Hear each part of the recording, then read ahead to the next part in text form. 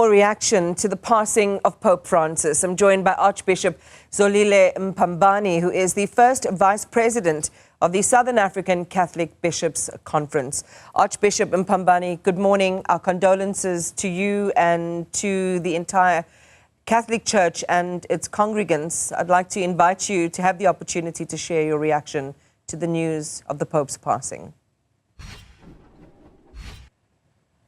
All right, thank you very much. Sorry, I didn't quite get your name clearly. What did you say your name is? It's Iman. Iman. Thank you, Iman. Thank you to you and to all the listeners of Newzroom Afrika channel. It is indeed a very sad day to all the Catholics, I would say definitely worldwide, to receive the news of the passing of Pope Francis, a Pope who has been, renowned for his humility and for his compassion, particularly to the poor, and the Pope who has, worked so hard to renew also the Catholic Church in many ways. We'll remember his last steps that he took was on synodality, and we'll remember him because this is one of the last things that he has done, and he has managed to do it until October this year, with many other things that he has done. The Catholic Church is experiencing a great loss indeed. Archbishop Mpambani, in 2023, your members were able to participate in an ad limina apostolorum visit to Rome. And this, I understand, is a formal pilgrimage that's undertaken every 5 years. And during that week-long gathering, we're able to have an audience with the Pope. It was described as a significant moment. Would you please reflect on those interactions with Pope Francis?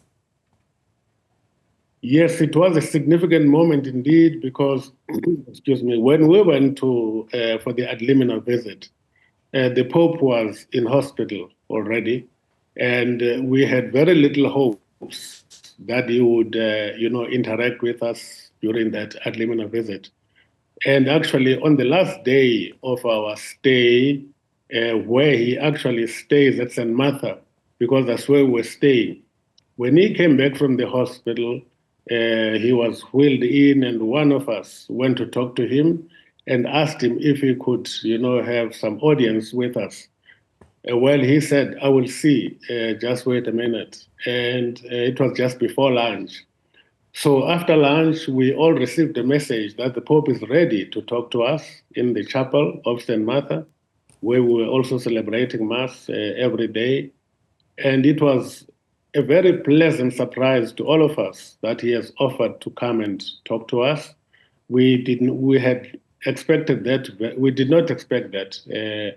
However, we all gathered in the chapel and he was wheeled in, and in all simplicity, he was wheeled in by one person, by one bishop, without any cameras, without any securities and everything. That shows, how his simplicity and his brotherly concern to all of us, because he did not want us to live without him having spoken to us, which he said when he came to speak to us. He said, he was very glad that he can, come and talk to us on that day.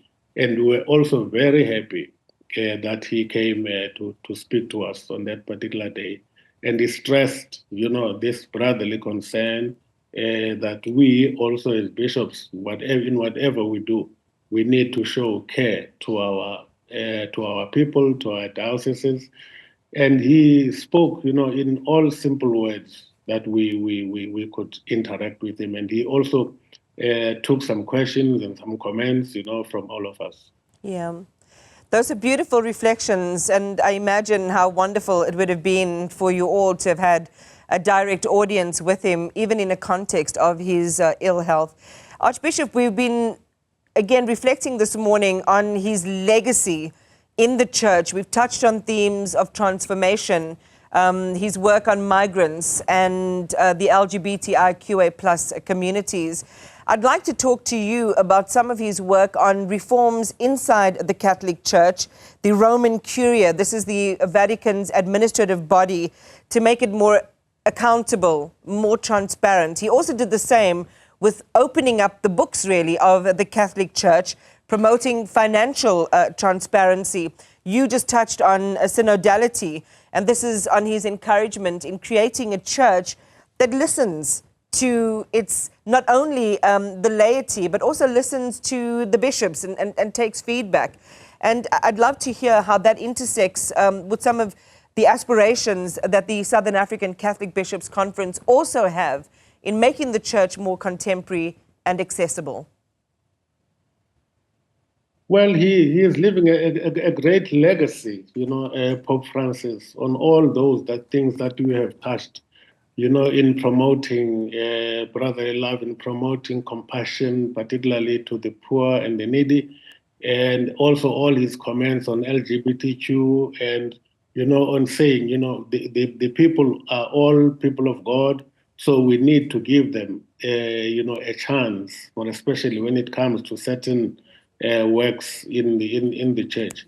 And now he has, also spoken about the synodality, where he stresses everything on communion, participation, and mission, because we all have to be involved in the mission of the church. And we get involved in that all as one. The unity is more stressed in everything that we are doing, the unity of the Catholic Church, not only of the Catholic Church, but synodality involves even other churches, even other denominations, and everyone from old to young and sickly and healthy, even everyone, he says it must reach everyone because we all need to get involved in this. And this is what we are embarking upon even now. Yeah. And we are now at the implementation stages of the synodality, little by little in every diocese. Archbishop Mpambani, moments like these are opportunities for those who are non-Catholic, those who are outside of the Christian faith, to really learn how things operate. And there is a very sacred and specific protocol that flows out of the passing of the Pope. I believe it begins with the Camerlengo, which is when the Chamberlain of the Holy Roman Church officially verifies the Pope's death. But there are at least 5 stations, if you will, that will now be encompassed over the next couple of days, including 9 days of mourning. So please, would you kindly just walk us through what this moment represents in terms of how the Catholic Church handles its affairs? Well, the Catholic Church is going to go, through all those stages, even though I will not remember them readily by heart now. But all the same, all the stages that will have to be taken will have to be followed, by all the cardinals in Rome. And finally, when he will have been exposed, or when his body will lie in state in the Vatican, where people will be allowed to come and pay their last tribute, it will be then later on, be buried right at the Vatican itself, because there are some tombs underneath the St. Peter's Basilica. That's where he is going to be buried. Then thereafter, there will be what do you call this? There will be the election of the new Pope, and the conclave will sit, in the Sistine Chapel where they normally sit. So all the cardinals who are capable of voting for the new Pope will be called there, and that's where then the new Pope will be voted in. That will be after his burial. And so the steps after then, the new Pope will have been elected. Then all the steps will have been completed. And that new Pope then is introduced on the balcony of St. Peter's Basilica and delivers his first apostolic blessing.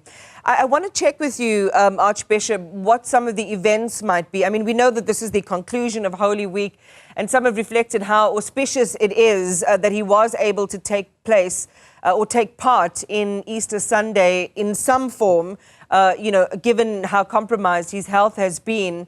And I'd love for you to reflect on the significance, again, on the passing on Easter, on Easter Monday, and what some of the local events might be to honor his passing. What is there that the Roman Catholic Church will be doing in South Africa? Well, I can't be able to say in South Africa particularly now because we would still have to, talk about this. But I guess every bishop and every priest, wherever we are in the Southern African Catholic Bishops' Conference, would have to offer, Holy Mass for Pope Francis, because this is what we all need to do. And maybe not only one, maybe more than one, would have to invite all the Christians, the Catholics, to come together to pay their last tribute in Holy Masses in different dioceses and in different parishes in our area, in our conference, where we'll be celebrating Masses for Pope Francis to offer him to God, for the last time from here on earth. All right, Archbishop Zolile Mpambani, thank you very much for talking to us today, the Vice President of the Southern African Catholic Bishops' Conference.